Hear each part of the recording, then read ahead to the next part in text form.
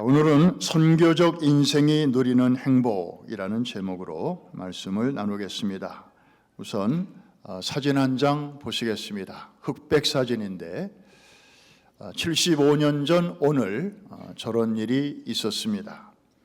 1950년 9월 28일 대한민국 수도 서울이 6.25 전쟁 발발 후 북한군에게 점령당한 지 93일 만에, 약 3개월 만에 국군과 유엔군의 손으로 마침내 탈환이 되고 또 수복이 되었습니다. 지금 국군이 중앙청, 지금은 없어졌습니다마는 중앙청으로 이제 진군하는 그런 모습인데 곧 태극기가 이제 개양이 되죠. 그런데 이날은 그냥 오지 않았고 9월 15일에 극적인 성공을 거둔 바 있는 인천 상륙작전의 직접적인 결과였습니다. 그 일이 아니었다면 아마 저 사진은 가능하지 않았을 것입니다. 인천에 상륙한 유엔군과 국군은 지체 없이 서울로 진격을 했는데 제일 먼저 확보한 곳이 김포 비행장이었고, 그리고 격렬한 전투 끝에 영등포 지역을 탈환함으로써 이제 한강을 넘어갈 수 있는 그런 교두보를 마련하게 됩니다.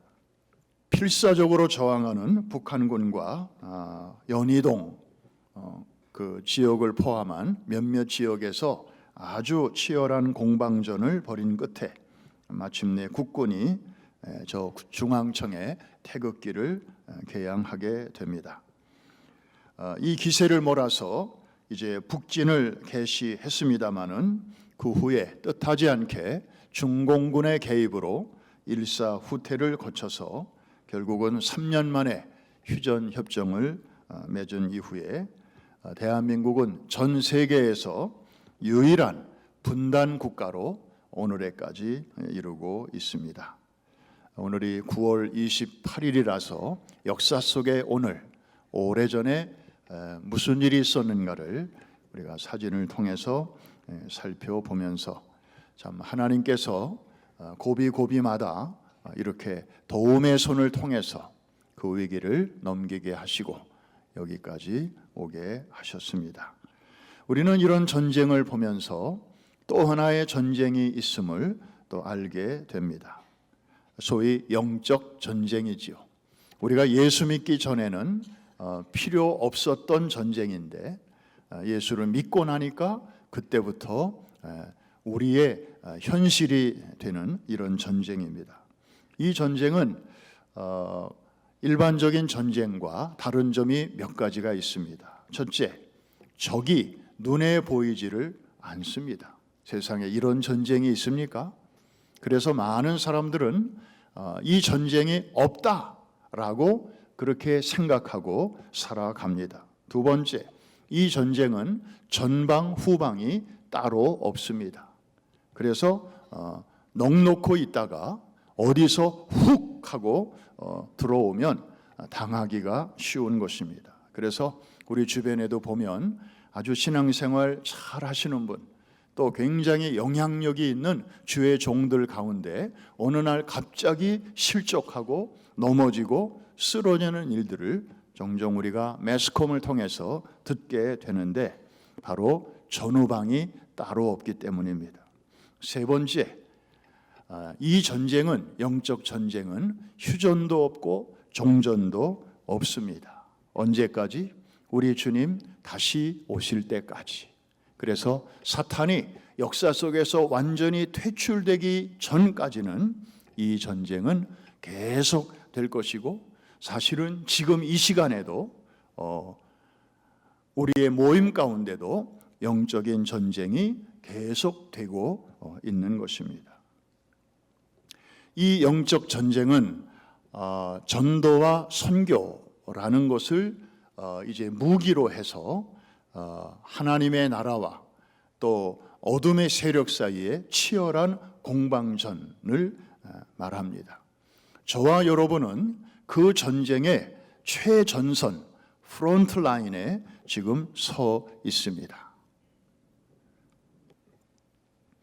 오늘 누가복음 10장의 내용은 이렇게 전도와 선교의 프론트 라인에 서 있을 수밖에 없는, 이거는 우리의 운명이에요. 우리가 뭐 선택한 것도 아니고 내가 거기 있고 싶어서 있는 것도 아니고, 일단 구원받은 모든 사람은 다 이 영적 전쟁터에 지금 나와 있는데, 그 믿음의 선한 싸움을 우리가 날마다 싸우고 있는데, 그런 우리에게 굉장한 격려가 되는 내용이 오늘 본문입니다. 그래서 오늘 제목부터가 아주 굉장히 기분이 좋습니다. 선교적 인생이 누리는 행복입니다. 한 번만 더 제목을 따라 하십시다. 선교적 인생이 누리는 행복. 이게 고달프기만 하고 부담스럽기만 하고 정말 스트레스풀하고 그런 것만이 아니에요. 여기에 다른 사람들은 누릴 수 없는 놀라운 행복이 여기에 한두 가지면 말을 안 해요. 제가 쭉 보니까 꽤 여러 가지가 있어서 오늘 여러분들과 함께 나누려고 합니다. 첫 번째로, 하나님의 동역자로 쓰임받는 행복이 있습니다. 이미 우리에게 주어져 있다는 것입니다. 여러분, 가장 높은 분으로부터 함께 일합시다 라는 초청을 받아보신 적이 있습니까? 엊그제 우리 권사님이 뉴욕 시장이 주는 그 상장을 하나 받으셨다고 그래서 사진을 보내오셨어요. 그랬더니 뭐 상장도 하여튼 뭐 이따만한 큰 그 상장을 받으셨던데, 정말 그러면서 그 남편 장로님이 그러시더라고. 가문의 영광입니다. 맞습니다. 우리가 이민자로 와서 살면서 그 뉴욕 시장이 우리의 이름을 거기다 써놓고 정말 도와줘서 고맙다, 수고 많았다 이렇게 인정해 줄 때 이 얼마나 대단한 겁니까? 함께 동역했기 때문에 주어지는 하나의 그 인정 아니겠습니까? 그런데 시장 정도가 아니고 어느 날 트럼프 대통령한테 우리 아시아 문제를 좀 이렇게 어드바이스가 좀 필요한데 거기에 좀 위원으로 우리 트럼프 행정부에서 좀 수고해 주시겠습니까? 이런 연락이 왔다고 하십시다. 그러면 저는 영어가 짧아서, 저는 뭐 바빠서 그래서 못하겠습니다. 혹시 그럴 분 있으면 한번 아멘 해봐요. 아마도 10중 9는 내가 영어가 아무리 짧아도 또 내 이민 생활이 아무리 일천해도 내 능력을 돌보지 않고, 내게 그런 기회가 왔다니, 그래 내가 한번 최선을 다해봐야지. 섬길 수 있는 좋은 기회니까. 그리고 우리 자손들에게 얼마나 이게 자랑스럽겠나. 해줄 얘기가 있고 또 물려줄 내용이 있으니까 아마 다들 그렇게 하실 거예요. 그런데 한 나라의 대통령 정도가 아니고 온 우주 만물을 창조하시고 그리고 지금도 통치하시는 그러한 전능하신 분이 이 일을 위하여 나와 함께 일하자라고 불러주실 때 우리는 정말 그 느낌이 어떨 것인지. 여러분, 지금 오늘 이 누가복음 10장의 이야기는 예수님께서 12 제자 말고 점점 일이 확장이 되시니까 70명의 제자들을 추가로 뽑으셨어요.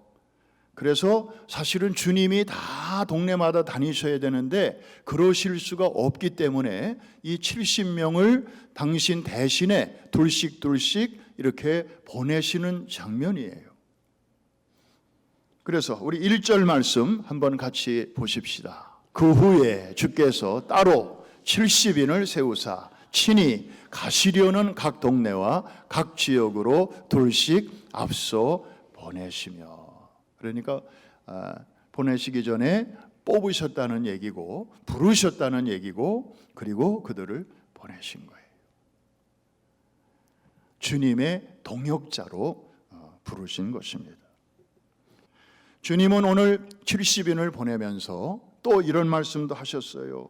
지금 할 일이 너무너무 많은데 일꾼이 너무나 부족하다. 너희는 추수할 일꾼을 더 보내달라고 기도해라. 더 많은 동역자를 지금 부르고 계시는 주님이십니다.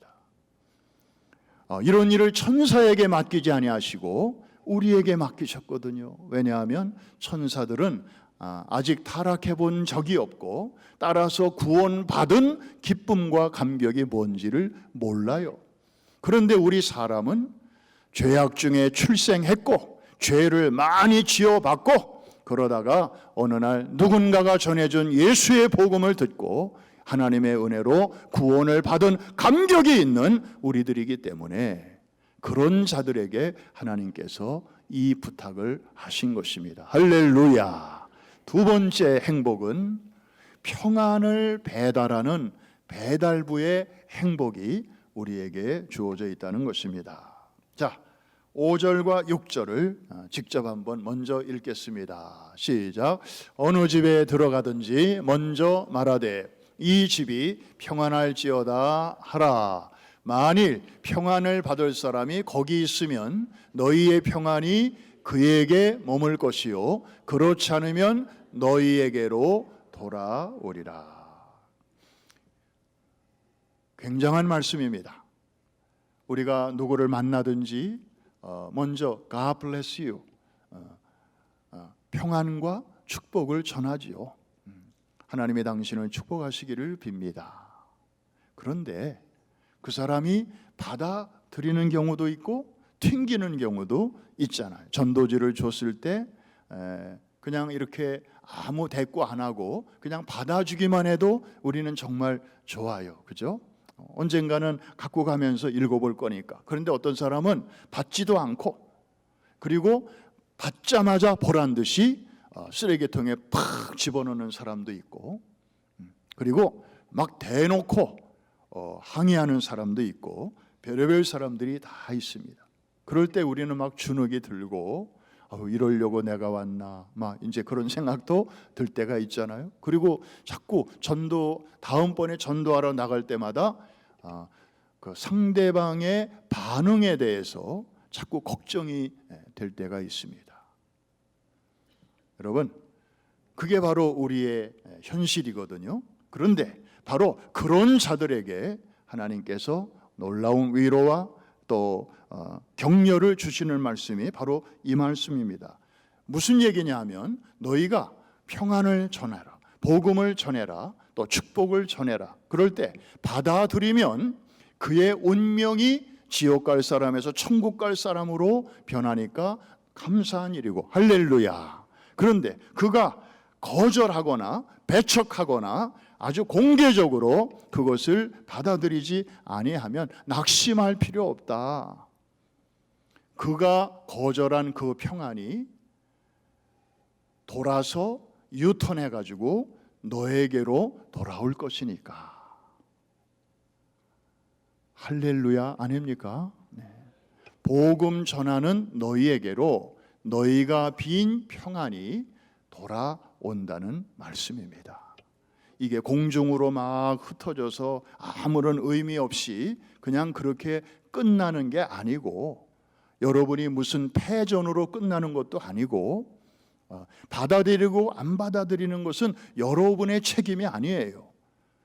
그거는 저 사람의 소관인데 설령 안 받아들인다 할지라도 낙심하지 말 것은 그 평안이 너희에게로 돌아오기 때문이다. 확실하게 믿어주시면 아멘 하십시다. 그러니까 우리는 믿든지 안 믿든지 받든지 안 받든지 우리가 할 일만 잘 하면 되는 것이에요. 아멘입니까? 상대방의 반응을 우리가 걱정할 필요 없다는 것입니다. 이게 바로 전도자들의 행복이고 축복입니다. 세 번째, 우리에게 주신 놀라운 권세가 있다는 사실이에요. 그런데 이거를 모르고 신앙생활하는 사람들이 의외로 많다는 사실입니다. 우리 19절 한번 보십시다. 19절 시작. 내가 너희에게 뱀과 전갈을 밟으며 원수의 모든 능력을 제어할 권능을 주었으니 너희를 해칠 자가 결코 없으리라. 여러분 70인의 제자들에게 주신 말씀인데 저 말씀은 사실은 여러분에게도 주시는 말씀이에요. 여러분 하나 묻겠습니다. 70인의 제자들 중에서 어느 한 분이라도 여러분 이름 아는 사람 있어요? 지극히 평범한 사람들이에요. 우리는 이름도 몰라요. 성도 몰라요. 그야말로 그냥 그 가버나움 동리 갈릴리 주변에 있는 그냥 예수님을 따라다니는 무리들 중에서 12제자 제외하고 그런대로 또 열심히 따라다니는 아마 그런 분들 중에서 뽑았을 거예요. 지극히 평범한 사람들이에요. 그런 자들에게 뱀과 전갈을 밟으며 원수의 능력을 제어할 권능을 주신 분이시라면 오늘 이 자리에서 예배드리시는 여러분들에게 왜 저런 권능을 안 주셨겠냐 하는 것입니다. 누구든지 예수 그리스도를 나의 구주로 영접하고 이제 주님을 내 구세주와 또 내 삶의 주인으로 모시고 살아가는 사람들에게는 예수의 이름으로 하나님께서 저 능력을 주셨다는 사실입니다. 근데 이걸 모르고 사는 사람들이 너무 많아요. 저거는 우리가 기도를 세게 하고 금식기도 하고 뭐 어디 산에 가서 뭘 하고 그래야 특별하게 뭐 받을 수 있는 무슨 절차를 통해서 누리는 그런 특권 중에 특권으로 생각하는 분들이 많아요. 근데 여러분 선교지에 나가보세요. 선교지에서 특히 보통 뉴욕에서 잘 안 일어나는 일들이 많이 일어납니다. 선교지는 영적인 그야말로 최전선 중에 전선이니까 하나님이 많이 도와주셔요. 누가 아픈데 약도 없고 의사도 없고 그 정글에서 큰일 났어요. 그럴 때 우리 팀들이 막 기도하잖아요.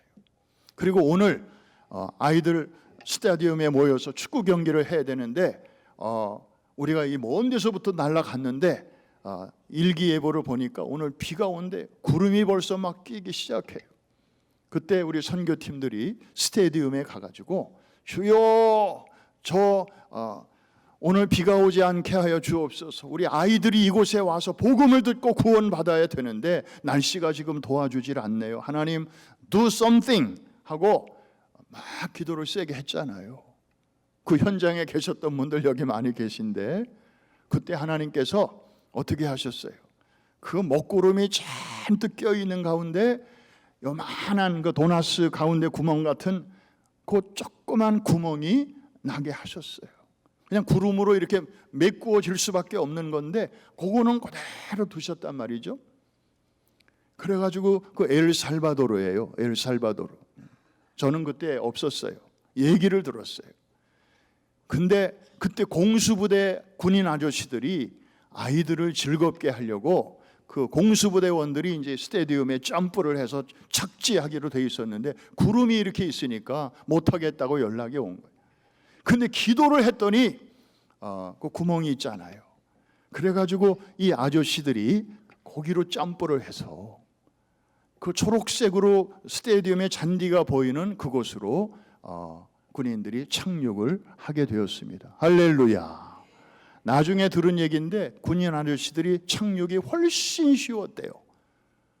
거기가 타겟이 너무 선명하게 이렇게 보여가지고 그냥 구름 때문에 다 안 보였는데 거기만 딱 보여서 그래서 그날 온 아이들이 다 정말 그저 소리를 지르고 기뻐하고 행복해하면서 축구 선교가 잘 마무리될 수 있었어요.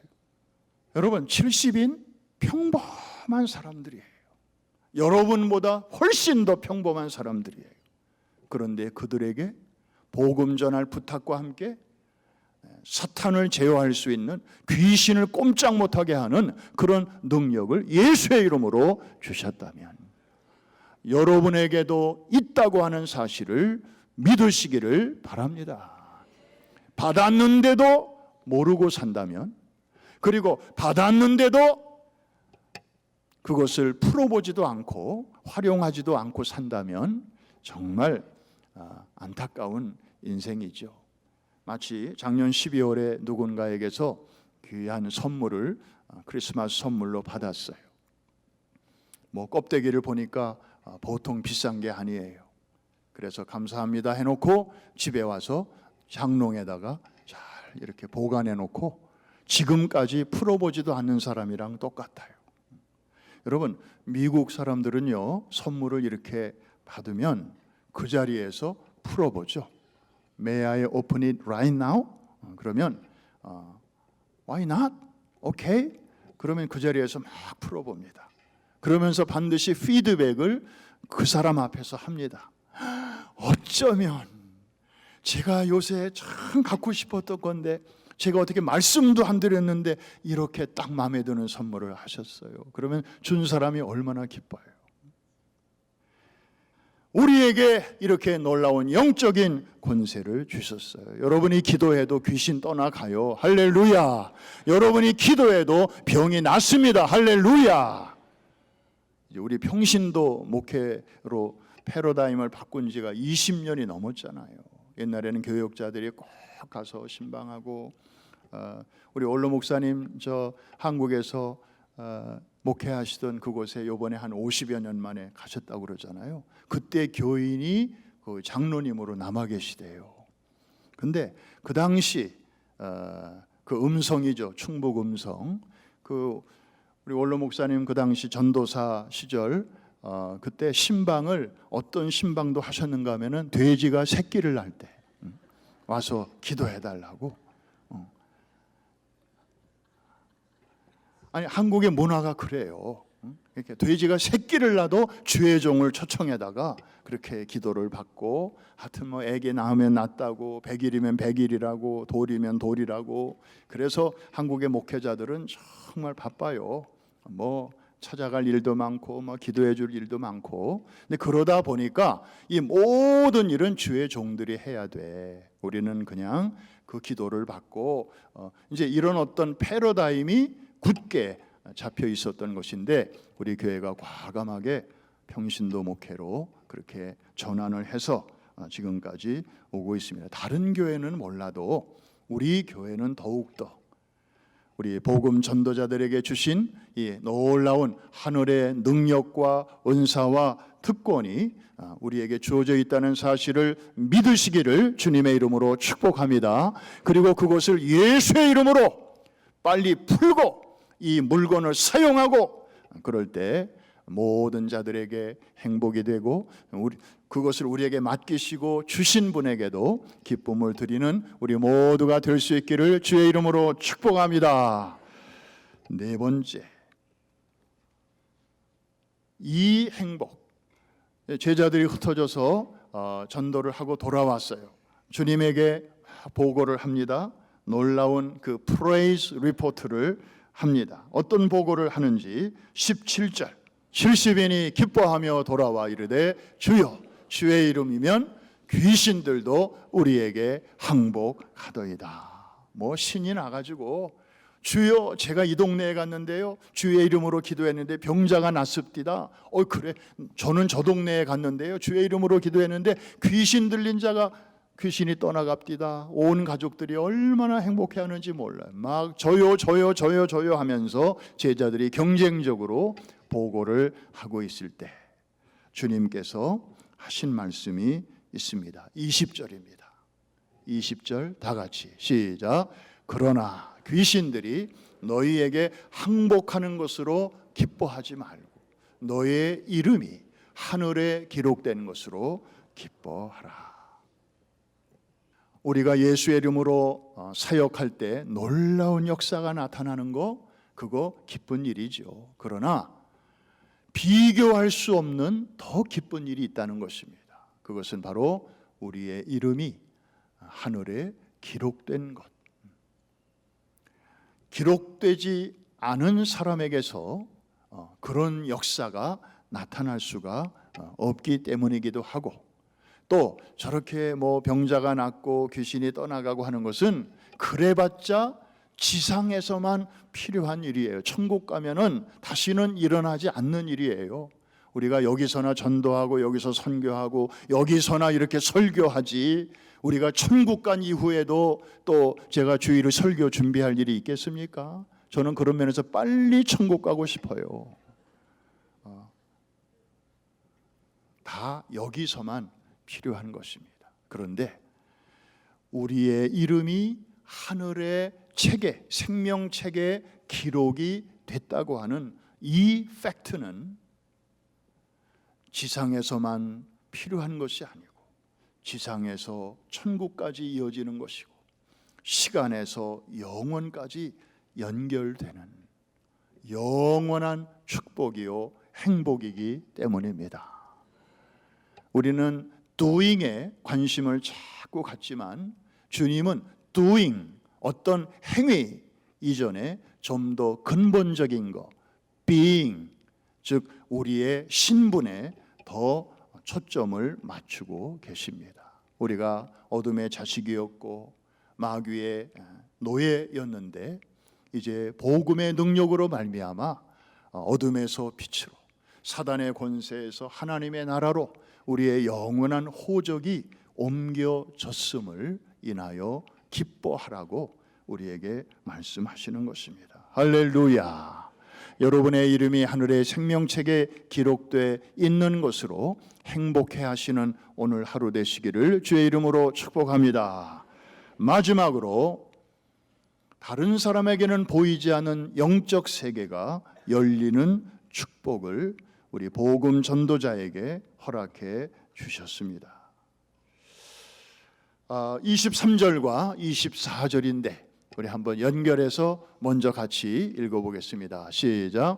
제자들을 돌아보시며 조용히 이르시되 너희가 보는 것을 보는 눈인 복이 있도다. 내가 너희에게 말하노니 많은 선지자와 임금이 너희가 보는 바를 보고자 하였으되 보지 못하였으며 너희가 듣는 바를 듣고자 하였으되 듣지 못하였느니라.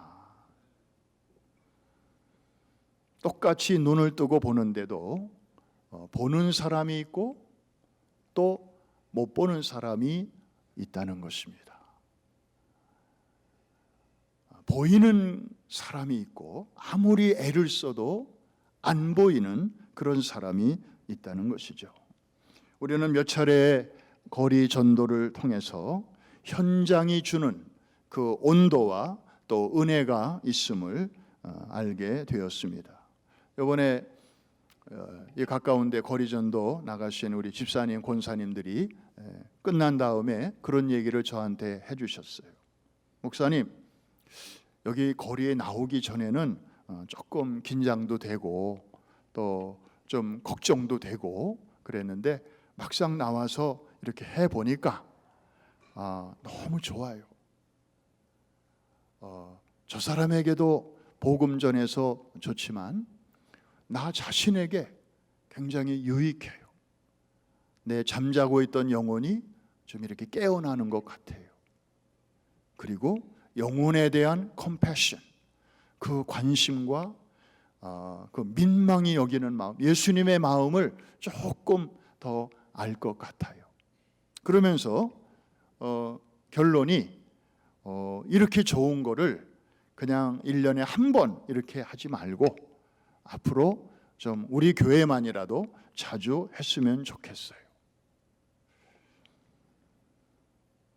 아마 다른 대부분의 분들도 같은 심정이었을 것입니다. 나가면 보인다.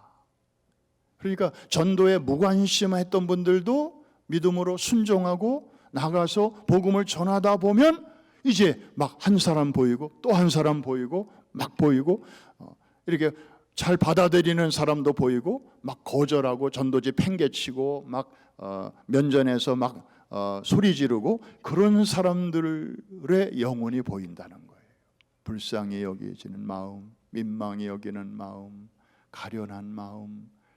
그러면서 그런 눈으로 사람들을 보게 되니까 어제도 제가 맨하탄에서 그런 말씀 드렸습니다마는 사람이 사람을 보는 기준은 항상 상중하. 그래서 누구를 만나면 위아래로 우리는 스캔을 하죠. 네. 그런데 하나님의 기준은 우냐 좌냐. 심플. 오늘 밤 세상을 떠난다면 우편에 설 자냐 왼편에 설 자냐. 복잡하지 않아요. 중간은 없다. 그러니까 참 명품을 걸치고 있고 아주 좋은 향수 냄새를 풍기고 있으면 우리는 인간적으로 저분은 나보다 좀 센 것 같은데, 나보다 좀 위인 것 같은데, 그러면 오매 기주고 하고 움츠러들어요. 나보다 잘 사는 사람의 집은 초인종 누르기가 쉽지 않아요. 그분이 나를 보면 너나 잘 믿고 잘 사세요 그럴 것 같아요. 그런데 하나님의 기준으로 봐야 돼요. 하나님의 기준은 아무리 잘 차려입고 그리고 아주 교양 있게 보여도 그 속에 예수 없으면 오늘 죽으면 왼편에 설자고, 아무리 초라하고 보잘것없어도 그 속에 예수가 있으면 오늘 죽으면 우편에 설자고. 니느웨에는 좌우를 분변치 못하는 자가 12만 명이나 있는데 내가 그들을 아끼는 게 뭐가 그렇게 불만이냐 하고 하나님이 요나에게도 말씀하셨잖아요. 좌우를 분변치 못하는. 그래서 안 나가면 갖다 줘도 못 보고, 나가면 그 한 영혼 한 영혼이 보이는 이런 영적 세계가 열리는 축복. 이것이 바로 복음을 부탁받은 자들에게 주신 은혜요, 또 그들이 누리는 행복인 줄을 믿습니다. 바로 여러분들에게 주어진 행복입니다. 우리는 선교적 인생, 선교적 교회, 하나님께서 우리 교회에 주신 사명의 연장선 상에서 또 새롭게 주신 하나의 방향입니다. 말씀을 마치면서 한 청년을 소개합니다. 1993년생, 미국 일리노이의 평범한 가정에서 태어나서 세상적인 성공을 위해서 명문대를 꿈꾸었던 한 청년입니다. 고등학교를 졸업하고 친구들과 함께 대학에 들어갔습니다.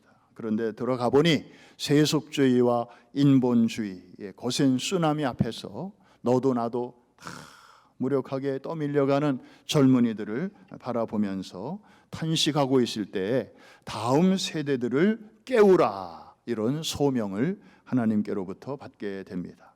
그래서 대학을 포기하고 대학 캠퍼스를 향한 전도와 선교의 삶을 살기로 다짐합니다. 19살의 어린 나이에 터닝 포인트 USA라는 단체를 세웁니다.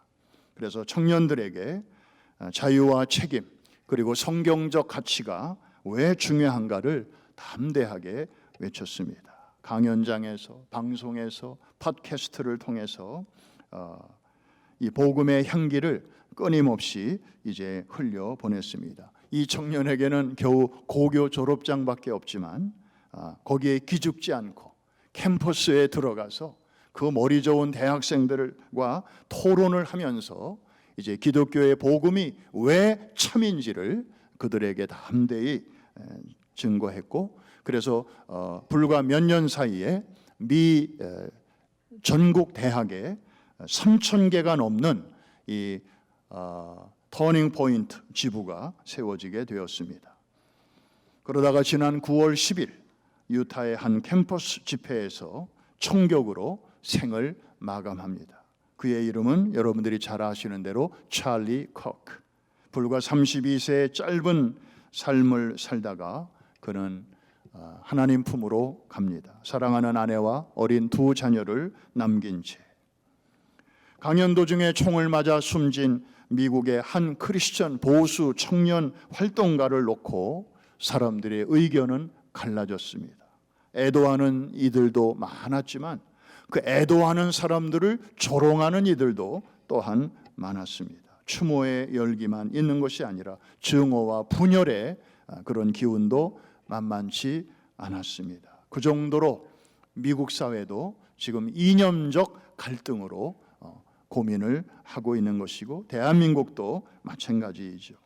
그런데 이런 분열과 갈등의 분위기가 가라앉게 되는 계기가 있었습니다. 바로 지난 주일이죠. 9월 21일 애리조나에 있는 풋볼 스타디움에서 열린 이 찰리 커크의 추모식에서 그때 대통령과 백악관의 온 참모들이 다 참석을 하였고 스타디움에 7만 명이 꽉 차고 또 거기에 들어가지 못한 3만 명 정도가 바깥의 주차장에서 영상으로 그 추모식을 함께 했는데 그때 그 부인인 에리카 커크가 나와서 놀라운 말을 했습니다. 그녀가 자기 남편이 죽은 지 며칠 후에 기자회견을 했을 때는 하지 않았던 말을 지난 주일에 했던 것입니다. 자기 남편을 살해한 22살 청년을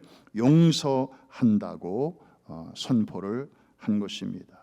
예수님도 우리를 용서하시지 않았습니까? 제 남편인 찰리도 살아있다면 그도 그렇게 했을 것입니다. 이 말이 떨어지는 순간 스타디움에 가득한 그리고 그 바깥에서 참여하는 10만이 넘는 그런 많은 추모객들이 일제히 일어나서 기립박수로 그녀의 용기에 격려를 보내주었습니다. 어떤 분은 그 일을 이렇게 표시했습니다. 그들은 메신저는 죽였지만 메시지는 죽이지 못했다. 그 용서의 메시지가 선포되었을 때 믿는 사람들은 물론이거니와 그 밖에서 비난하고 조롱하는 그런 많은 사람들까지도 저것은 복음의 능력이 아니면 하기 힘든 일인데 저 사람들이 믿는 복음에는 뭔가가 있구나.